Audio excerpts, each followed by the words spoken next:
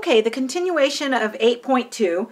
The other thing they have in 8.2 is, what if you're not guaranteed that your variable is positive? Remember how they had told us that when you were having a square root, they said the square root of a squared is equal to a, or the square root of x squared is equal to x. It doesn't matter what variable, but they said that that was only true if that a was positive. What if a is negative? And what if x is negative? Then can you not do it? And the answer is actually you can do it. It's just that the answer isn't a or x. And so we have to kind of look at that just to see. And so what they tell us is that, and this is only for even roots. This is not for cube roots or fifth roots, because actually they already told us about cube roots and fifth roots. When they're negative, they said that they're just the same. There's no worries. So square roots are a little bit different, and fourth roots, so any even root. And they said that you have to put absolute value around the a to make sure that it's positive. And the reason is because, remember, when I used that symbol, that was the positive square root. That was defined to be positive. And so if I start telling you that this is equal, I'm going to use x squared here, equal to x, but I haven't guaranteed that x is positive, then that's a problem, because that's what this symbol says. And so if I slap some absolute value around it, then it is positive, right? Because the absolute value of any number is positive. So if I don't know if x is positive or negative, I need absolute value. And so if I'm guaranteed that it's non-negative, then I don't need absolute value. So that's kind of the story there. And I just kind of wanted to kind of show you, just so that you can see. So this is what they're saying if our variable is not guaranteed to be positive. So I'm just wanting you to verify, hey, this would be true, right? So just so that you can see that it's true. So this would be equals, I'm putting my, where I'm gonna fill in with a, which was negative 5, right? So right in here, I'm going to put negative 5, and here I'm going to put negative 5, and I just want to verify that it's true. Well, negative 5 squared is 25, so that's the square root of 25, and equals the absolute value of negative 5, and now I'm going to be able to do both of them. The absolute value of 25, excuse me, the square root of 25 is 5, and the absolute value of negative 5 is 5, and so my formula worked, right? It's true. And so what if a is 0? Well, does it work then? And the answer is, yeah, it works. And so we'll try it. 0 in both of these. Well, the square root of 0 squared is 0, and that does equal 0. And so it works, right? And so if my a is negative, it works, right? Because I don't know what my variable, I didn't know my variable would be negative 5. We're just seeing, oh, it works for a negative number. Does it work for a positive? The answer, it does. And so we'll try it here with a positive. And so when we put in 3, that's the square root of 9, which is the absolute value of 3. And yes, it is. 3 equals 3. And so definitely. And so it works for all, whatever your variable is, a positive, a negative, or a 0. Now, if you're guaranteed that you're non-negative, then there's no reason. Do you notice that you didn't need the absolute value, because the absolute value of 0 is 0. And so where I needed it was because here the absolute value of negative 5 is 5, where the absolute value of 3 is 3. So over here, there was no need. If you're guaranteed that your variable is non-negative, 0 or a positive number, then there's no need for the absolute value. Only when it's negative, you need the absolute value. So they're going to have some for me to try here. And of course, now that they're having me use all these absolute values, I have to remember some properties of absolute value. And so the absolute value of a plus b is not equal to the absolute value of a plus the absolute value of b. You can verify this with numbers pretty darn easily. I'm going to verify it with numbers just so that you can see that it's not true on this one. It really is, and this is something that I asked you to do in the lab, not with absolute value, but with something else. And so if I just take a to equal, let's say, 7, and I take b to, let's say, equal -5. Just for example, I just want to show that this is not equal to that, and that's what this property is saying. It's not equal to that. So this would be the absolute value of a plus b, and so that would be 7, right, and then -5 if I plugged that in right there for a and for b, and that they're saying doesn't equal the absolute value of a, which is 7, plus the absolute value of b, which was, I said, -5. So we want to see that, hey, this is true. This doesn't equal that. And the common boo-boo is to say that it is equal. And so this right here is the absolute value of 2, right? 7 plus -5 is 2. Whereas this, which is 2, and we're saying, hey, these are not equal to one another. The absolute value of 7 is 7, and the absolute value of 5 is 5, and 7 plus 5 is 12. They're not equal to one another. And so taking the absolute value of the pieces is not the same as taking the absolute value of the sum, right? So taking the absolute value of the pieces and then adding them is not the same as taking the sum and then taking the absolute value. And so none of these are equal. And so you'll find yourself wanting to say that this equals that, and it doesn't in general. To make matters worse is that add and subtract are so unfriendly, right? You can't do that, but multiply is really friendly. The absolute value of a times b is equal to the absolute value of a times the absolute value of b. And put in any numbers that you want, and it will be true, right? So you can use these same numbers that I had, 7 times -5, and that's the absolute value of -35, which is 35, and equal to the absolute value of 7 times the absolute value of 5. That's the absolute value. The absolute value of 7 is 7. The absolute value of -5 is 5. And 7 times 5 is 35. They are equal to one another. And you can choose any numbers for a and b that you want, and it'll always work. Whereas over here, if you choose a and b really well, it might work. But it won't work for every single set of a and b. And so that's why sometimes people say, well, look at the numbers I chose, and it works.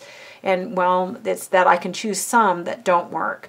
And it really helps to choose one positive and one negative if you're trying to show yourself that it doesn't work. Okay, so what they're asking me to do is they're asking me, do not assume that the variables represent positive numbers, and so the variables could be negative, so that means that you need absolute value. And so you can go back to your thoughts that you had here, and so what raised to the second equals 16t to the second, right? And you guys agree that's 4t, right, in here, 4t. And but I can't guarantee that 4t is positive. So I have to put absolute value around it to guarantee that it's positive, because remember that the square root of something is a positive number, and that's why the absolute value. Now, here I have a product, 4 times t, and so this is actually the absolute value of 4 multiplied by the absolute value of t. And the absolute value of 4 is 4, and then times the absolute value of t. And so I can write that kind of trickily that way. I have to admit that I don't remember if your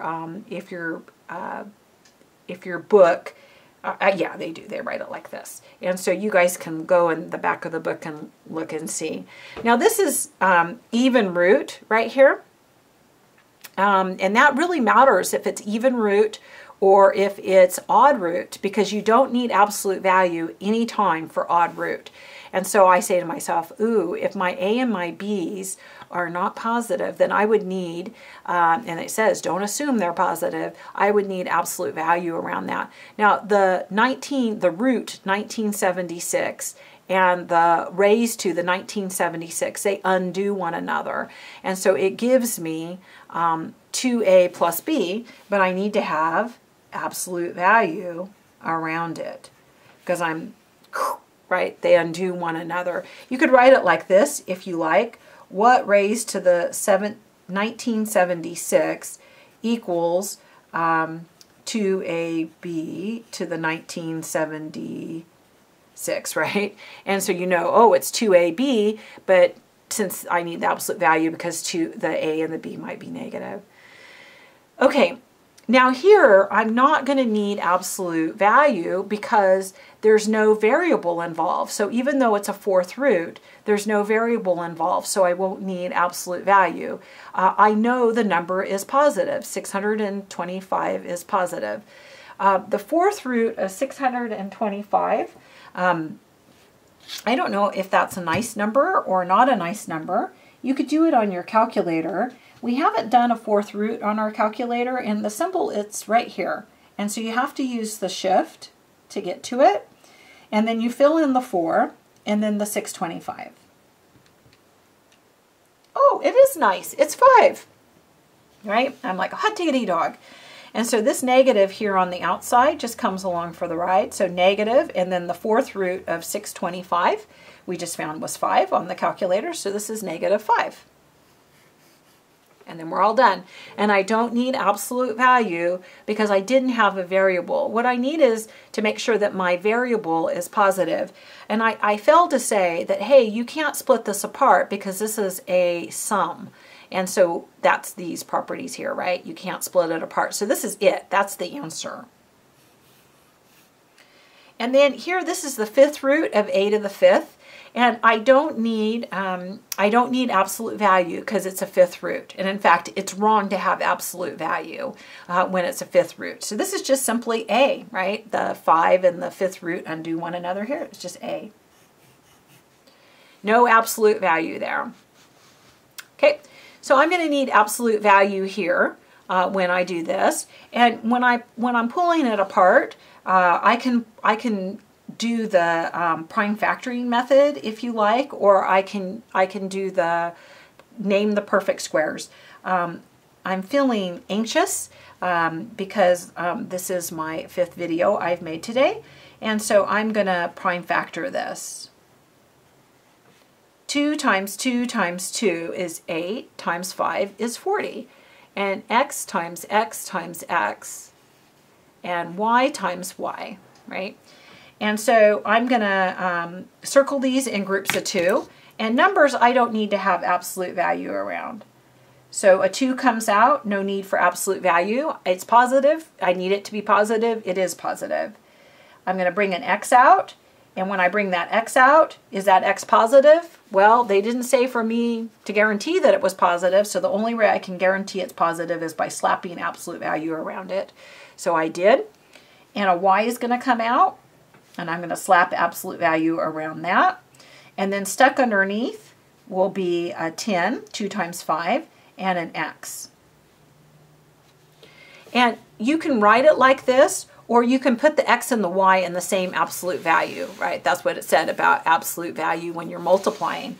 So you can also write this as 2 absolute value x times y would be the same, and the square root of 10x. And then one last one, and when you take a square root, one last one on this page, I don't know if there's any more on the other pages, I don't even want to look, right? You can't take the square root of the pieces, and that's something that I think I asked you on the daily incentive point. And so you can't take the square root of this and the square root of that and the square root of that. If you want to check it out with numbers, you certainly can. Check out the square root of 9 plus 16. And and 9 plus 16 is always the one that people use to show this, and this is not equal to the square root of 9 plus the square root of 16. Seems like it should be, but you can really see that when you do it, it's not. That's the square root of 25, which is 5, and this, on the other side, right, looking at the other side, is 3 plus 4, which is 7, and they're not equal to one another. So you cannot take the square root of the pieces when you have an addition. And so the only way that I would have hope of taking the square root of this thing right here is to factor it and to make it into a product, because you can take the square root of the pieces when you have a product. So if I try factoring it, you know, whipping out the F word that we haven't got to use here in a while, and so 2 and 2, right, that's both negative. And so this is the square root of x minus 2 times x minus 2, which is the square root of x minus 2 quantity squared. And you notice, oh, we made it look like this one right up here, right, by factoring it. And the square and the square root undo one another, and I get x minus 2. And everything would be great if I could guarantee that x wasn't negative. So I have to have absolute value around it so that it's the absolute value of x minus 2. So we did a wonderful method on those. And I think we have just a few more problems. I'm hoping. I'm getting tired. Are you getting tired? Here we go back to school on a Monday. And oh shoot, I just did that, right? And so just a note, the square root of a plus b is not equal to the square root of a plus the square root of b. And just so that you can see that it's not with numbers, and I told you those were the common numbers that people use. Well, I've got exactly, we just did that, right? So it's like hot diggity dog, we just did that. And the same for the square root of a minus b isn't the square root of a minus the square root of b. And you can do that with numbers as well and verify that it's true. You have to be, these are tricky numbers because 9 plus 16 is 25, and that's a perfect square. So you might have to be really clever to come up with some that when you subtract it give you a perfect square. But I bet you, well, you can use this situation, right? You can say A is 25, and maybe you say B is 9, and show that, hey, that's not true. And so you definitely can. That'd be wonderful. Okay, is that it? Oh, that is. Okay, friends. So 8.3 tomorrow, and talk to you later. Bye-bye.